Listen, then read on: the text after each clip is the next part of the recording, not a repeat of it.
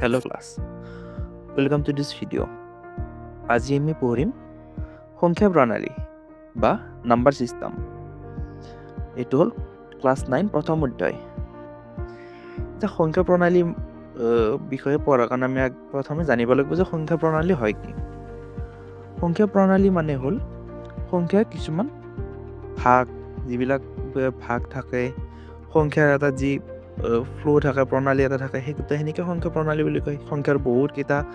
ভাগ আছে, সংখ্যা তাৰ ডেফিনিশ্যন আছে বা কিছুমান সূত্ৰ আছে আৰু কিছুমান নিয়ম আছে, সেই গোটেইবিলাক মিলি কেনে সংখ্যা প্ৰণালী হয়। ঠিক আছে, এতিয়া আমি এডাল ধৰি লোৱা, এডাল আঁচ এডাল আঁকি ল'লোঁ, স্কেল এডাল আঁকি ল'লোঁ। এই স্কেলডালত চোৱাচোন, মাজত আছে শূন্য। শূন্যৰ যদি আমি সোঁফালে চাওঁ 1/4, 1/2 মানে হাফ, 1, 2, 3 এনেকৈ যাই আছে। লেফ্ট চাইডে যদি চাওঁ আমি, লেফ্ট চাইডে গোটেইখিনি মাইনাছত যাই আছে,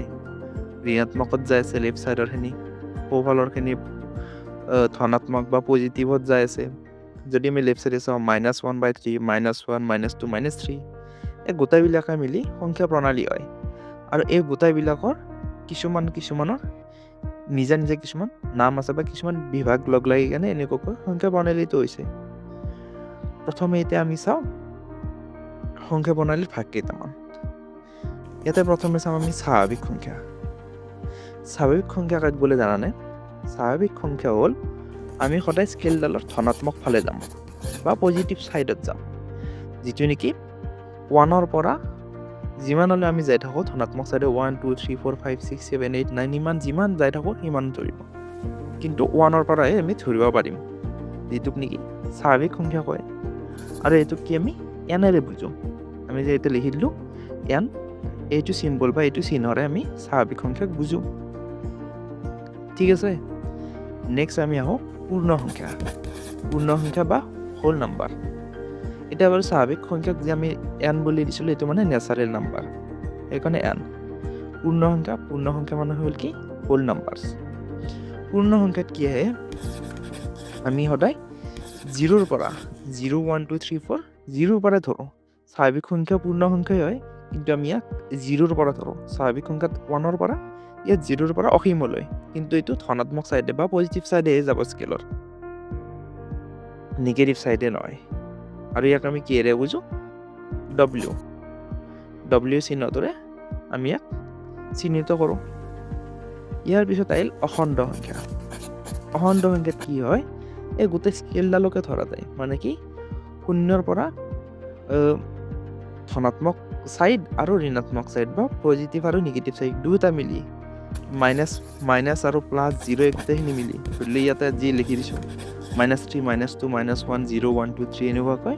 অসীমলৈ, মাইনাছৰ ফালে অসীমলৈ আৰু ধনাত্মকৰ ফালে বা পজিটিভৰ ফালে অসীমলৈ যিমান যাওঁ আমি, সেই গোটেইখিনিকে কি কয়? অখণ্ড সংখ্যা।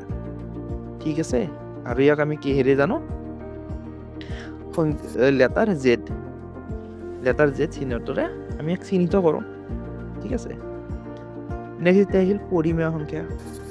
পৰিমেয় সংখ্যা বাৰু কি হয়নে? এটা পৰিমেয় সংখ্যা হ'ল এটা সংখ্যা আৰক পৰিমেয় সংখ্যা বুলি কোৱা হয় যদিহে ইয়াক p/q মানে ইয়াক আমি ডিভিজন বা হৰণ ভাগত আৰিত প্ৰকাশ কৰিব পাৰোঁ, য'ত p, q অখণ্ড সংখ্যা আৰু q কোনোদিনো শূন্য হ'ব নোৱাৰে।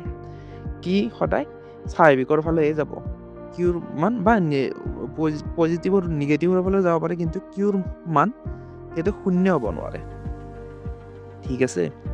আৰু ইয়াক কি সদায় আমি বিভাজন বা এনেকুৱাকৈ p/q এনেকুৱা আৰিত লিখিব পাৰোঁ। ইয়াতে তলফালে উদাহৰণ কেইটামান দিয়া হ'ব। আৰু ইয়াক পৰিমেয় সংখ্যা সদায় আমি কি q সংখ্যা লেটাৰ qৰে চিহ্নিত কৰোঁ। ইয়াতে উদাহৰণ যেনে 5/4, 11/8, 13/8 আৰু 7/4 এইবিলাক কিছুমান উদাহৰণ। এইবোৰ কি মানে পৰিমেয় সংখ্যাৰ কিছুমান উদাহৰণ। ঠিক আছে, এতিয়া আমি আৰম্ভ কৰিম সমতুল্য পৰিমেয় সংখ্যা কাক কয়। সমতুল্য পৰিমেয় সংখ্যাৰ আন এটা নাম হ'ল ইয়াক কয় ভগ্নাংশ। ঠিক আছে। ভগ্নাংশ পৰিমেয় সংখ্যাবিলাক প্ৰকাশ কৰা এই p/q ইয়াত p q অখণ্ড সংখ্যা আৰু q =0 এইটো আমি জানো পৰিমেয় সংখ্যাবিলাক প্ৰকাশ কৰা এই p/q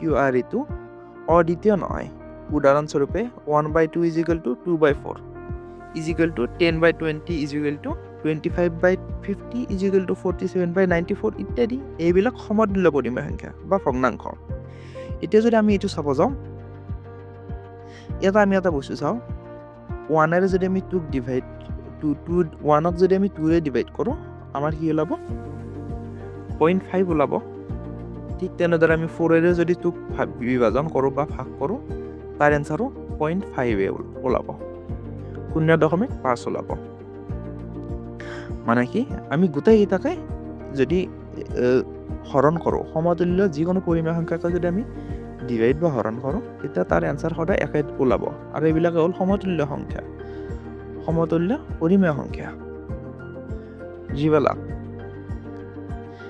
নেক্সট এতিয়া আমি অনুশীলনী 1.1 বা 1.1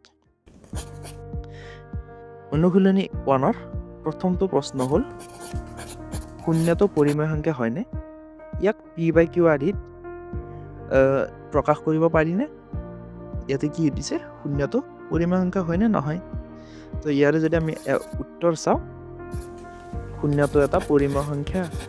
কাৰণ কিয় জানে ইয়াক p/q আকাৰত প্ৰকাশ কৰিব পাৰি আমি যদি তলত উদাহৰণটো চাওঁ যেনে 0/1 মানে কি qৰ মানহে 0 হ'ব নোৱাৰে কিন্তু pৰ মান 0 হ'ব পাৰে এইকাৰণে 0/1 0/2 0/3 আদিত প্ৰকাশ কৰিব পাৰি ইয়াত qৰ মান যিকোনো সংখ্যা হ'ব পাৰে মানে q 0 হ'ব নোৱাৰে 0ৰ বাহিৰে যিকোনো হ'ব পাৰে আৰু p সদায় 0 হ'ব পাৰে সেইকাৰণে ইয়াক আমি পৰিমেয় সংখ্যা বুলি কওঁ 1 নম্বৰটো ঠিক আছে এতিয়া আহিল আমাৰ 2 নম্বৰ 3 আৰু 4ৰ মাজত থকা 6টা পৰিমেয় সংখ্যা উলিওৱা 3 আৰু 4ৰ 6টা আমি পৰিমেয় সংখ্যা উলিয়াব লাগে ঠিক আছে যদি মই উত্তৰটো আৰম্ভ কৰোঁ গতিকে 3 আৰু 4 মধ্যৱৰ্তী 6টা পৰিমেয় সংখ্যা লাগে গতিকে 3 আৰু 4ক 6 + 1 বা 6 যোগ 1 সমান 7 হৰ বিশিষ্ট পৰিমেয় সংখ্যাত লিখিব লাগিব মানে কি qৰ মান ইয়াত 7 হ'ব লাগিব কাৰণ আমাক ইয়াতে 6টা পৰিমেয় সংখ্যা ওলাব দিছে আৰু 6টা ওলাবৰ কাৰণে আমি কি হৰটো সদায় 7 ৰাখিব লাগিব মানে যিকেইটা ওলাব দে তাৰে এটা বেছি হৰ ৰাখিব লাগিব ঠিক আছে তো আমি যদি আৰম্ভ কৰোঁ 3 =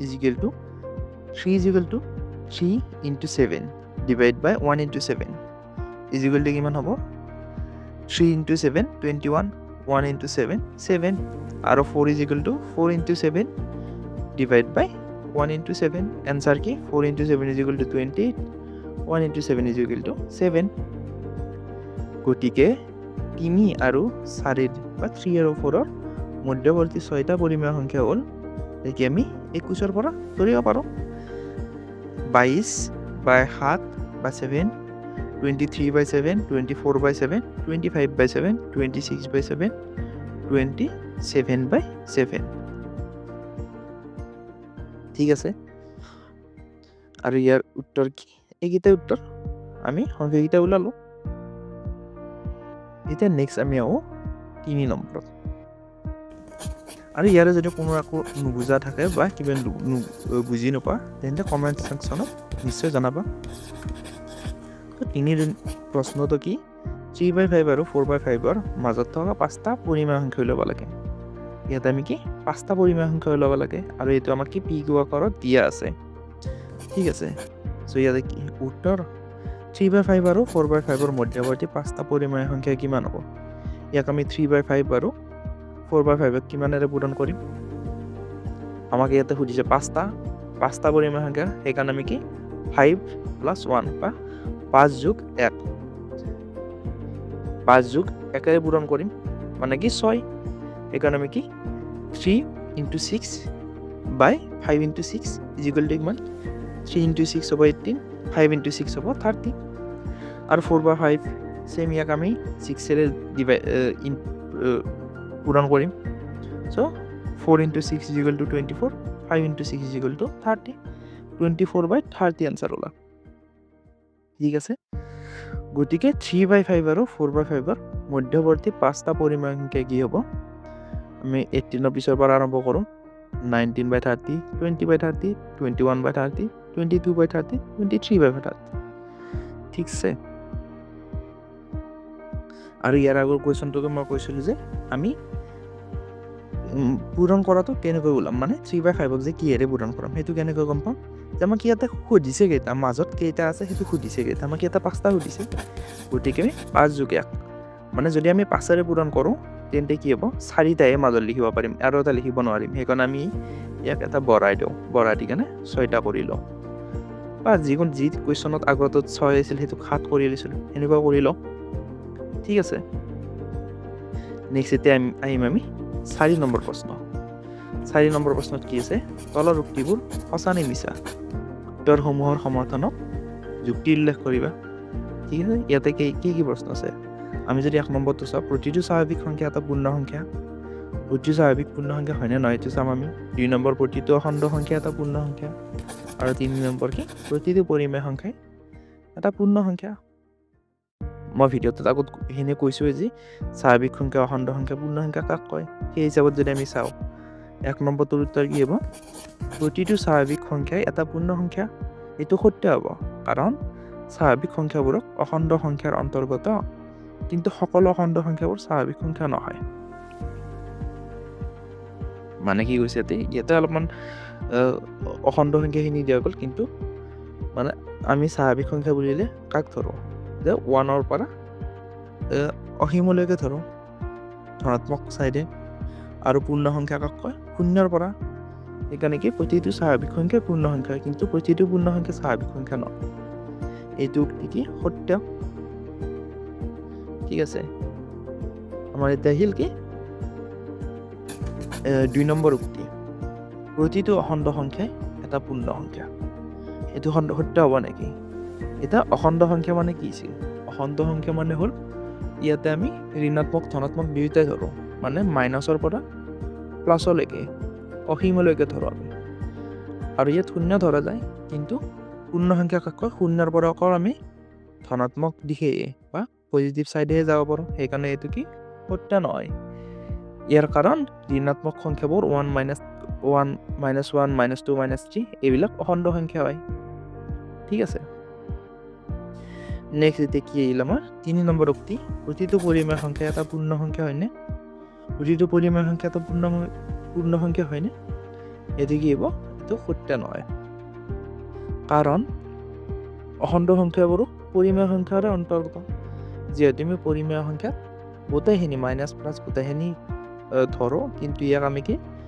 P/Q/R লিখোঁ ঠিক আছে কিন্তু ইয়াত আমি অখণ্ড সংখ্যাটো ধৰোঁ সেইকাৰণে এইটো পৰিমেয় সংখ্যাৰ অন্তৰ্গত অখণ্ড সংখ্যাও পৰিমেয় সংখ্যাৰ অন্তৰ্গত গতিকে প্ৰতিটো পৰিমেয় সংখ্যা অখণ্ড সংখ্যা নহয় যেনে 3/5 এটা পৰিমেয় সংখ্যা কিন্তু অখণ্ড সংখ্যা কিন্তু ই -3/5 এটা পৰিমেয় সংখ্যা কিন্তু ই অখণ্ড সংখ্যা পৰিমেয় সংখ্যা নহয় ঠিক আছে সো আজিৰ ক্লাছ এইখিনিতে সমাপ্ত কৰিলোঁ নেক্সট এক্সাৰচাইজ আমি নেক্সট ভিডিঅ'ত আলোচনা কৰিম আৰু চেনেলটো ছাবস্ক্ৰাইব কৰি থৈ দিবা যদি এনেকুৱা ভিডিঅ' আৰু লাগে আৰু ভিডিঅ'টো যদি ভাল লাগে বা সহায় কৰে তেন্তে লাইক এটা নিশ্চয় কৰি দিবা ধন্যবাদ